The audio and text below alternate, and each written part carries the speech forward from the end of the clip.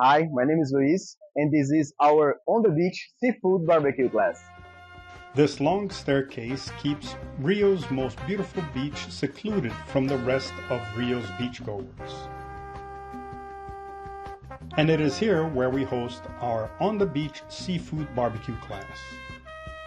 During 3 hours, you'll make various seafoods on the barbecue while making drinks, while making some Brazilian side dishes and desserts. You will make shrimp, octopus, mussels, and whatever fish and seafood is brought in by the fishermen that arrive on this beach. You will also learn to make several Brazilian side dishes like fried cassava sticks, tapioca crepe, as well as caipirinhas and batida de coco.